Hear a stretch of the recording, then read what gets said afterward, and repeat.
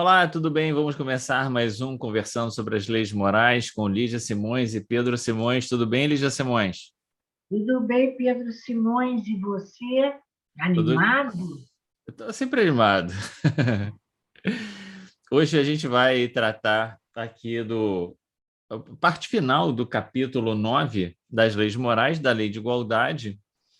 Vamos falar sobre três temas que não parecem muito relacionados, né? A prova das riquezas e da miséria, a igualdade dos homens e da mulher e a igualdade perante o túmulo.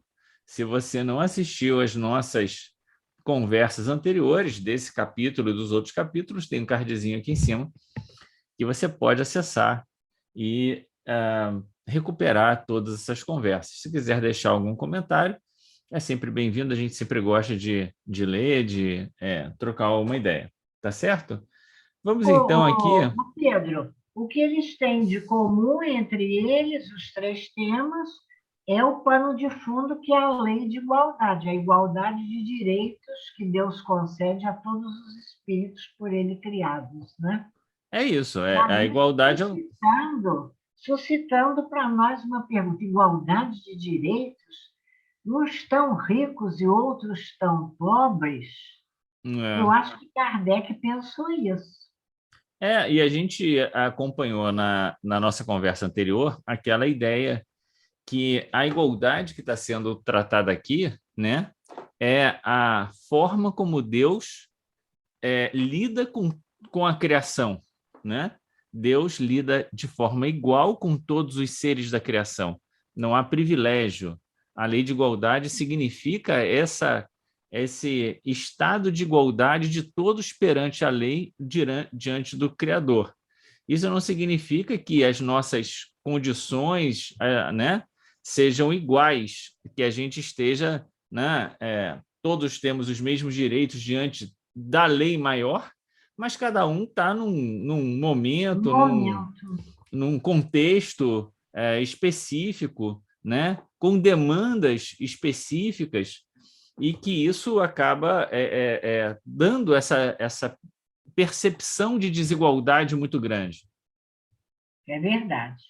E sempre percebendo que essas demandas diferentes são provas que vão experimentar o espírito, né, de modos diferentes para promover o seu aperfeiçoamento, né? E uma das provas mais importantes, né, tanto que está aqui, né, é saber lidar com os bens materiais, né? Seja no muito, seja no pouco. Eu acho que a prova da riqueza e da miséria, num certo sentido, esse aprendizado. Será que você é capaz de cumprir as leis de Deus no muito, assim como você é capaz de cumprir as leis de Deus no pouco, né? Aí a ideia de que Deus concede, né? Que Deus permite, que a vida faculta para a gente, né? Experiências em que Isso. nós vamos ter mais ou menos como um teste para ver se a gente se sente ainda, né? Porque a gente vai ver que a prova da miséria é a resignação, né? Se a gente aceita. Não adianta. Oi? Vamos chegar lá, não É. adianta. Então não vou adiantar. Então pronto. É isso. Então, mas eu gostei da sua observação quando você disse que Deus permite que os espíritos, por ele criados, ganhem experiências diversas, vivendo situações diferentes, que testam a maneira como ele se utiliza dos bens materiais, né? Deus permite, as leis de Deus permitem essa mudança de posição dos espíritos para enfrentar uma e outra prova. Porque, embora Kardec use nesse capítulo, em alguns momentos, a expressão Deus concede, é muito importante que a gente perceba que Deus não concede no sentido de dar. Por que Deus dá riqueza para uns? Não é isso. Deus não dá riqueza, Deus permite que a pessoa conviva em um contexto, em situações em que ela vai ter acesso aos bens materiais para testá-la no uso desses bens, não é verdade? É isso. E tem uma questão importante aqui na resposta dos espíritos, na questão 814, que é o finalzinho da resposta, quando diz que essa condição, né, em algum momento a gente vai dizer, bom, será que agora eu posso ter um pouco mais para ver como é que eu vou me sair nessa prova? Ok, pode. Mas qual é a resposta? Entretanto, sucumbem com frequência. Então, lidar com os bens materiais é, é uma dificuldade muito grande. É uma prova que, na maior parte das vezes, a gente acaba sucumbindo. Verdade. Agora, a prova da riqueza, nós vamos ver nas questões seguintes, que são só mais duas, né? É bem interessante a gente frisar isso. Qual é a característica da prova? Nós, na verdade, somos provados de duas maneiras. A primeira é para ver se, como nós vamos usar os bens. Somos detentores do bem, se isso vai, como dizem os espíritos na 815, incitar para que Os excessos. todos os excessos, né, nossas necessidades aumentando, nós sempre achando que não temos o suficiente e então nos tornando egoístas, orgulhosos, insaciáveis. Mas Kardec, na sua nota, questão 816, ele faz uma observação importante quando ele diz que também a prova da riqueza experimenta o homem rico no sentido de verificar que emprego ele dá aos seus bens. Aí já envolve o homem na sua relação com o outro, É. não é? E ele vai fazendo, atendendo à lei de igualdade, ele vai procurar, dentro do que lhe seja possível, compartilhar de forma que as desigualdades ainda criadas pelo nosso egoísmo e orgulho não sejam tão grandes entre as criaturas, ao menos com aquelas com quem ele convive, não é verdade? É isso. Me parece, a impressão que eu tenho é que a prova da riqueza, ela, exatamente por nos excitar nos excessos, nos colocar diante das tentações, né? Criar necessidades imaginárias. E criar necessidades imaginárias, criar muitas facilidades para a gente, né? Ela acaba se tornando uma prova mais difícil do que a pobreza ou a miséria, né? Que, por outro lado, vão colocar para a gente a questão da resignação diante das dificuldades, né? Ou pelo menos não se queixar diante da previdência, né? Da providência, né? Como está colocado aqui, mas Jesus, a gente já tinha comentado na conversa passada, Jesus vai dar ênfase aos perigos da riqueza, né? De maneira mais forte do que da pobreza ou da miséria, que ele praticamente não toca nesse Grande assunto. perigo, né? E é interessante porque Kardec, quando fala do emprego dos bens, ele ainda coloca um adendozinho quando ele diz o emprego dos bens e do seu poder. Por a riqueza empodera e muitas vezes o uso que fazemos indiretamente da riqueza, mas do poder que a riqueza proporciona, também nos provoca grandes escorregadelas, né? De nós acharmos na nossa soberba que somos mais, que temos mais, que podemos mais que os outros, e escravizá-los das mais diferentes formas, muitas vezes, né? Na nota de Kardec, a gente vai ver no último parágrafo exatamente essa ideia. Riqueza e poder fazem nascer todas as paixões que nos prendem à matéria e nos afastam da perfeição espiritual. Olha só o tamanho do perigo, É né? verdade. A gente devia olhar para a riqueza como um sinal amarelo, no mínimo. É No verdade. Não, mínimo. não, não vermelho, porque se ela nos foi permitida, não é? É para que a Nós gente... temos que lembrar que tanto mais tenhamos, quanto mais obrigações temos a cumprir. O que também, a Kardec bota em itálico, o que me chama a atenção, porque muitas vezes a gente acha que o fato de termos o recurso material nos permite o descanso, a zona de conforto. É, Não, eu não preciso, é, né? Eu não preciso trabalhar, porque, olha, me foi concedida a riqueza por herança ou pelo que seja. No entanto, quanto mais temos, quanto mais obrigações temos a cumprir, não é é. verdade?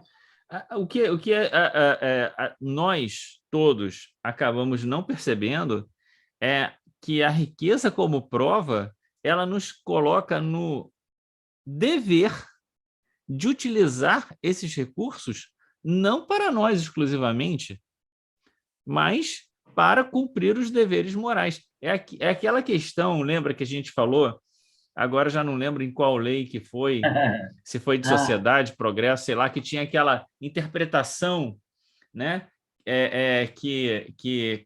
Tradução, na verdade, que cada autor fazia uma tradução diferente, e que era assim, a pergunta era assim, e aquela pessoa que não sim. precisa, né, trabalhar para sobreviver, né?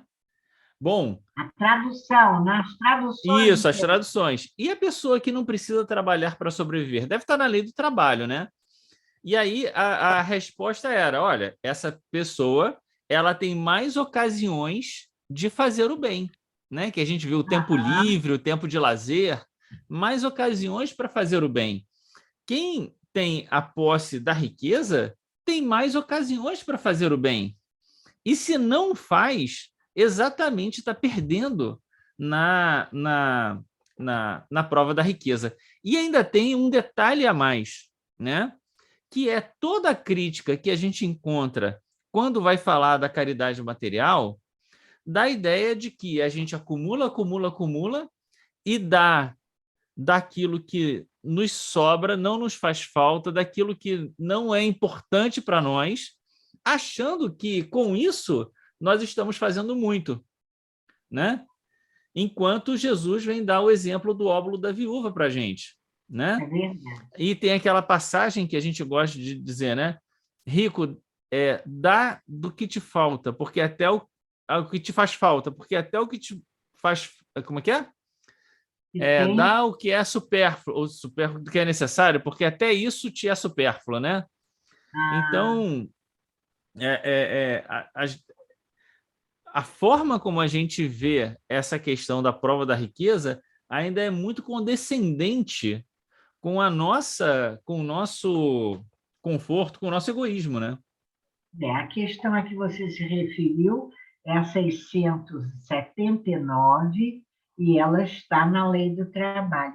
É, Achar-se isento da Lei do Trabalho o homem que possua bens suficientes para lhe assegurarem a existência é é. essa questão, não E é? aí vai dizer das ocasiões de fazer o bem, né? Das ocasiões de fazer o bem, é, sempre proporcionais, inclusive, ao adiantamento que lhe foi feito, ao adiantamento. Então, Exatamente.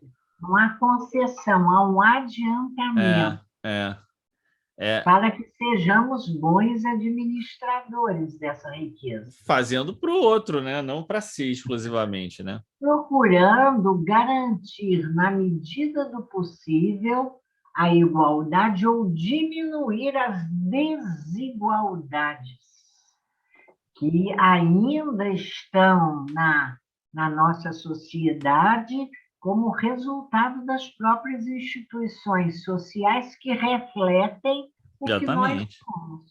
É isso aí. Vamos lá? É isso aí. Tem só uma outra coisinha assim que é importante a gente comentar antes da gente passar para os homens e das mulheres, Vamos. que é a questão da resignação do pobre, né? Porque a resignação do pobre pode dar uma ideia muito passiva. Então, o Não é, pobre vai a ser resignação é ativa, o Evangelho diz. uma ideia muito passiva. Eu sou resignado, então não faço nada e está tudo certo. A gente já viu que não é essa a perspectiva. A ideia é você é, não reclamar, né? Não se voltar Entender contra Deus por conta disso. ações, mas você tem a obrigação de lutar para garantir o mínimo necessário para a sua sobrevivência, não é? E usar a sua inteligência para isso, Com né? certeza. Quer dizer, todas as provas, sejam elas da riqueza ou da pobreza, elas nos incitam, antes de tudo, a usar a nossa inteligência para saber como nós vamos operar ali a situação, né? Inclusive aliviando a nossa condição de pobreza, se for o caso, né? A gente não é condenado a ficar pobre para o resto da vida, né? Isso, isso não significa se revoltar contra Deus, significa, às vezes, aceitar, mas, bom, diante disso, o que eu posso fazer a mais? Como é que eu posso, né, tentar aqui... Tentar superar essa dificuldade. Exatamente. E é aquela história, se aquela situação não for para ser superada, você vai tentar uma vez, de uma forma, de outra, e vai continuar ali, e não vai ter muito... Obstáculos continuam acontecendo. Exatamente. Muito bem. Eu acho que tinha que comentar esse negócio esse aspecto da resignação para a gente não passar sem um comentário sobre isso. Vamos falar, então, aqui dos homens e das mulheres? A igualdade entre o homem e a mulher, a igualdade de direitos, né? E a resposta reafirma o que foi dito, né? Deus cria os espíritos, dando a eles os mesmos direitos. Somos iguais diante de Deus, nosso Pai, já que todos tendemos para o mesmo fim, né? E estamos todos submetidos às mesmas leis da natureza. Início do capítulo. Outra questão que é importante, que aparece lá, acho que na segunda parte do Livro dos Espíritos, e que aqui aparece na resposta ao item A da questão 822, é a ideia de que os espíritos só têm sexo na encarnação, né? Então, isso é extremamente importante porque, diante de Deus, não existem homens e mulheres, existem espíritos, não é? Que, para encarnar, precisam utilizar, né, um corpo, né, masculino ou feminino, experimentar os diferentes gêneros, experimentar os diferentes, né, passar da mesma pela maneira que eles experimentam a riqueza e a pobreza, da pobreza, eles vão experimentar a condição de homem ou de mulher. Condição de homem e de mulher, exatamente. Exatamente. Então, diante de Deus, não existe diferença. O que vai ter diferença, né, é o fato que vai aparecer aqui em diversos momentos, né, de que homens e mulheres encarnados com corpos diferentes não podem ser... existem especificidades, né? E a especificidade principal é a maternidade, que é o que está na questão, no comentário de Kardec, a questão 820. Isso. Quando ele diz que a mulher tem um corpo mais fraco fisicamente que o homem, não é? Um corpo propenso, preparado para esse exercício, da maternidade. Usando o verbo que Kardec usou, para a experiência da maternidade. Exatamente. Essa é a grande diferença.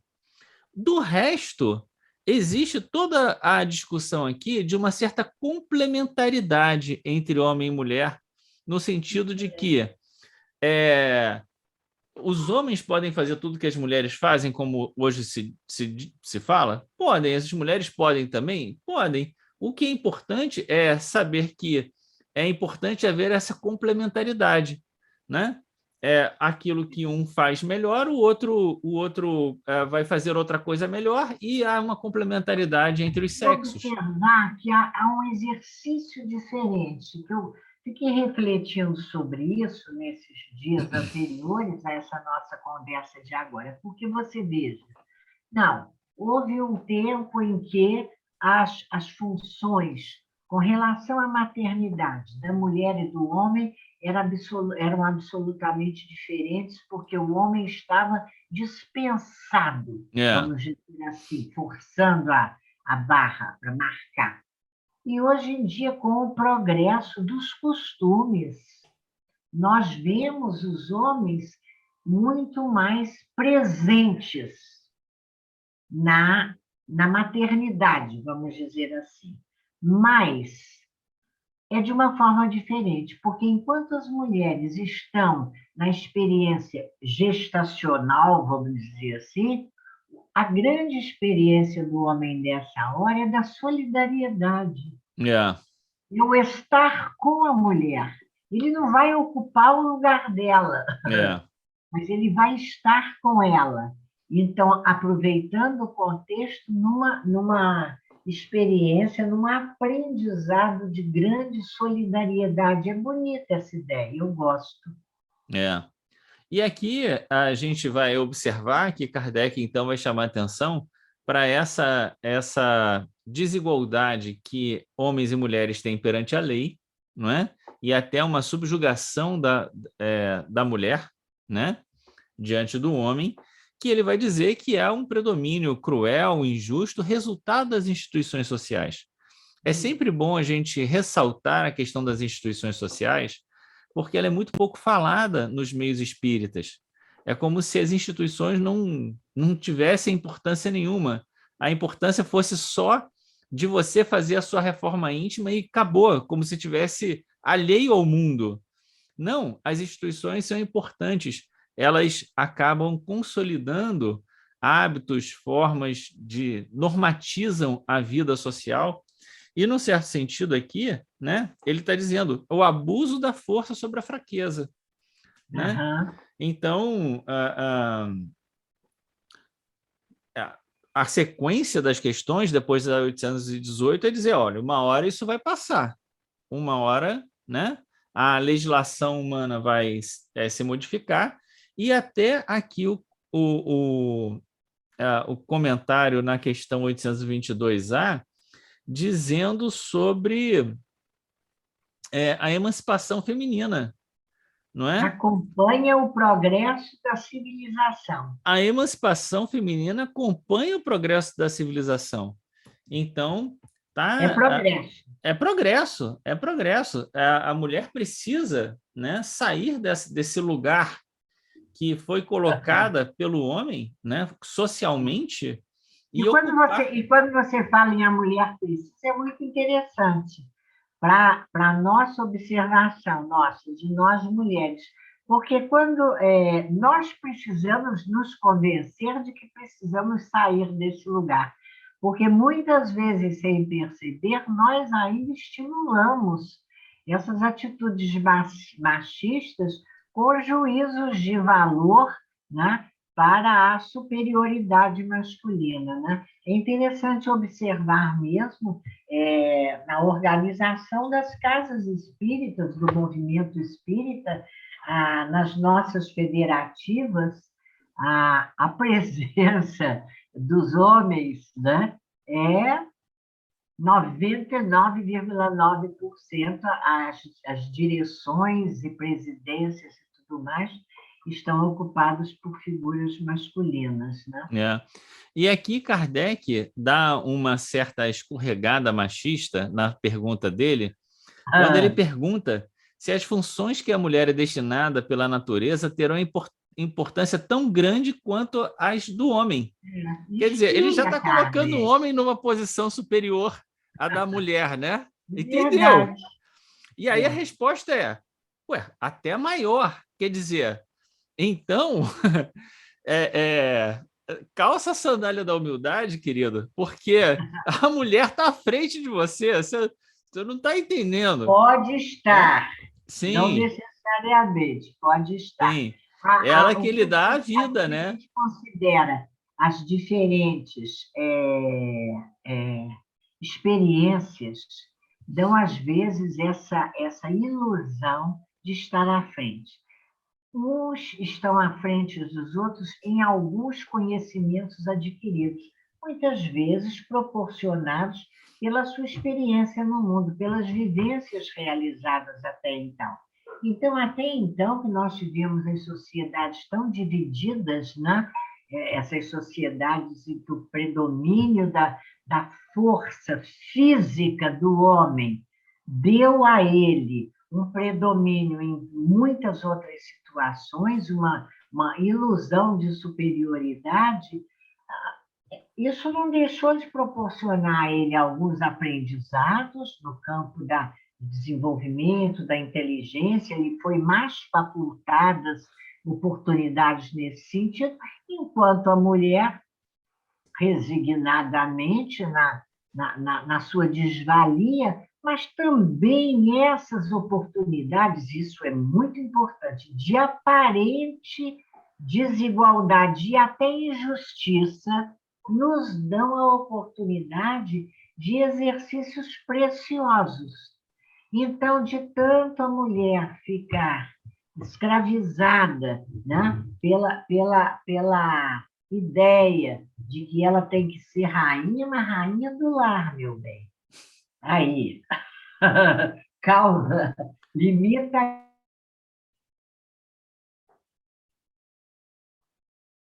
envolvendo nesses aspectos até de sensibilidade que Kardec registra, né? O que não será impossível amanhã ou depois ser compartilhado, melhor dizendo, com os homens em novas experiências, com novas funções para cada um, né? Eu acho que é importante a gente entender aqui, brincadeiras à parte, que o Não, que eu não está estava sendo. brincando, não estava Não, não, falando. não. Eu que falei assim, quando eu falei que não, então a mulher está à frente do homem e tal, não é que, de fato, o seu comentário foi muito pertinente nesse sentido. Não está à frente nem atrás, não tá. Cada um tem uma prova específica, um aprendizado específico para ser feito, tendo a encarnação num corpo de homem e de mulher. E É tem isso, conquistas que traz conquistas também, né? específicas. E aquilo que a gente já comentou em outras oportunidades, quando diz que foi exatamente nesse caminho que você fez o comentário, de que, bom, dado as injustiças do mundo, Deus faz a sua justiça através das injustiças e te coloca ali para você passar por aquela provação, passar por aquele contexto, ver o que você aprende e como você se comporta ali, né? Isso vale para as mulheres também. Como você se comporta ali? A maternidade não é uma virtude em si, né? Ela é uma provação que você vai desenvolver, né, elementos a partir da experiência da maternidade, como você a vivencia, né?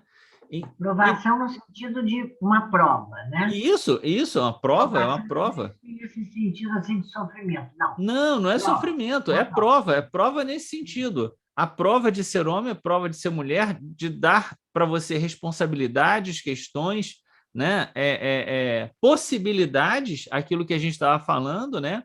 É. Ocasiões de ser, de fazer mais ou menos dentro do contexto em que você está e como você se sai ali, né? Nessa discussão toda, né? O Muito que é bom. importante é entender esse processo, que vai chegar um dia que a igualdade entre homens e mulheres perante a lei humana vai consagrar essa igualdade por um lado, mas por outro, não vai deixar de reconhecer as especificidades entre homens e mulheres. Conquistas feitas, e também as especificidades no sentido das organizações físicas. Exatamente, exatamente, exatamente. Muito bem, não sei se tinha mais alguma coisa para comentar sobre isso, ou se Acho a que gente... contemplamos bem, contemplamos bem. Tá. Vamos falar o último ponto, a igualdade perante o túmulo? Com certeza. São só duas perguntinhas, né? E o Kardec fecha, de certa maneira, com um tema mais fácil, né?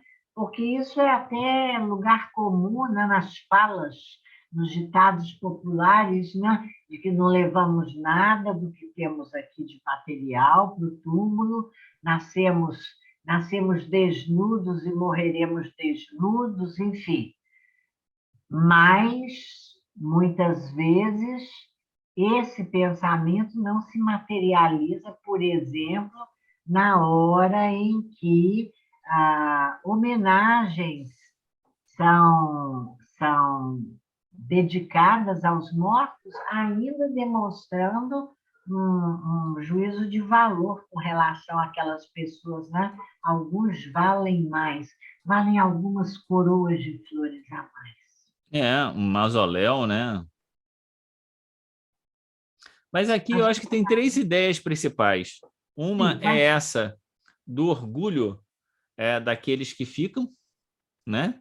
De fazer uma coisa pomposa e etc. E Não, não, o aí, orgulho não é daqueles que ficam, não. É a pessoa que deseja, olha, quando eu morrer, eu quero, né? O homem que sente de perpetuar sua melhora. É o morto mesmo, que está querendo tem o morto, mas tem os viver a parentes também. família. É, os Porque dois na aspectos. questão, no subitem A, né?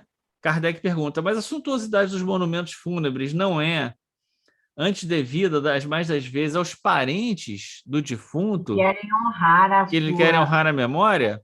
E aí a resposta é orgulho dos parentes, desejosos de se glorificarem a si mesmos. Então, Orgulho, tudo é orgulho. então é orgulho, se o espírito, né, seja ele homem ou mulher, né, desejou essas glórias no funeral, é orgulho de quem está partindo, né? Se as pessoas fizeram, é orgulho de quem ficou, né? É, essa é a primeira ideia. A segunda ideia é a ideia de que, com glórias ou sem glórias, com pompa ou sem pompa, o que importa no final das contas é o quanto a imagem daquela pessoa vai ficar com, né, com os encarnados, né? Quer dizer, o quanto você preserva no seu coração a lembrança, a memória e tudo mais, e até ora, né, por aquele que Mais do que desencarnou. isso, e respeitando essas memórias, você procura agradar a Aham, esses queridos, atendendo às recomendações e seguindo os exemplos daqueles né, que foram referências felizes na nossa vida, não é? né. A gente viu, quando falou da herança, uma referência sobre isso, né? A herança vem para sua mão, às vezes ela foi mal conquistada, e o espírito vem te intuir para que você use bem aquela herança, e isso acaba o ajudando no mundo espiritual. Neutralizando o mal Exatamente, feito né? anterior. É como se fosse uma reparação com o espírito estando já na espiritualidade, né? Agora, é importante também chamar a atenção que quando Kardec fala dessas homenagens nos monumentos fúnebres, ele fala de uma suntuosidade, um excesso. É, Porque lá na parte segunda de O Livro dos Espíritos, nós vemos que os mortos se agradam das homenagens do coração que lhes são prestadas, né? E certos cuidados, certas delicadezas nessa hora de cuidado são ainda gestos de gratidão, não é? De carinho por aqueles que desencarnaram. E muitas vezes isso é grato aos espíritos, sem que haja necessidade de suntuosidade, não é é. verdade? de excesso, né? O excesso que é o problema. Excesso para honrar a memória. Honrar a memória é o que nós podemos fazer de melhor, porque a pompa dos funerais, expressão usada por Kardec, pouco significa, né? Pouco representa. É. E a terceira ideia é exatamente essa que você já falou e que está aqui na 824, que é honrar a memória, né? É Bonito. seguir os bons exemplos, né? Esse é o ponto principal, né? E eu acho que tem uma outra questão aqui, sem querer complementar os espíritos, né? Que é também essa ideia de a gente não, a gente sabe, né, que todos nós temos dificuldades, mas a gente pode manter a lembrança e quando falar, né, lembrar das coisas positivas que a pessoa fez, né, como uma maneira exatamente de enfim, né, de ajudar aquela pessoa, inclusive no mundo espiritual, né? Porque essas lembranças repercutem no mundo espiritual. É importante que a gente lembre disso, né? Os comentários, os pensamentos que a gente tem acabam repercutindo no mundo espiritual e a pessoa acaba se ressentindo também É disso. verdade. Eu acho que é Demos isso, né? conta da lei de igualdade, Sim, agora vamos para as está três no últimas capítulo 10. difíceis e a de liberdade é enorme, né? Talvez a gente faça em 3 vezes, porque tem temas palpitantes, né? Eu acho que a primeira a gente vai até o livre-arbítrio, né? Depois, vamos ver, vamos ver. Eu achei que vamos até a consciência, depois talvez livre-arbítrio e fatalidade, E e depois conhecimento futuro. conhecimento É do... porque livre-arbítrio e fatalidade, conhecimento futuro e resumo teórico do móvel das ações do homem é praticamente um tema só, né? Então, fazemos em 2 vezes. Até a liberdade de consciência e depois a gente faz o restante. Isso, isso. Porque, na verdade, as ideias vão se repetindo um pouco, né? Aham. Muito bem, vamos terminar por aqui então? Vamos lá. Então, joia. Muito obrigado por ter chegado até aqui. Você que nos escutou até agora, muito obrigado de coração. Que Deus te abençoe, que Deus nos abençoe a vida, que Deus nos abençoe a oportunidade que a gente teve de fazer esses comentários, esse estudo, que esse estudo possa te ajudar nas suas reflexões também, que seja um aprendizado para todos nós na nossa vida e que Deus nos abençoe para os testemunhos que a gente tem que dar com a posse dos bens materiais, sendo homem, sendo mulher, né? Com todas essas coisas, que Deus nos abençoe. É isso? Grande abraço, tchau. Até.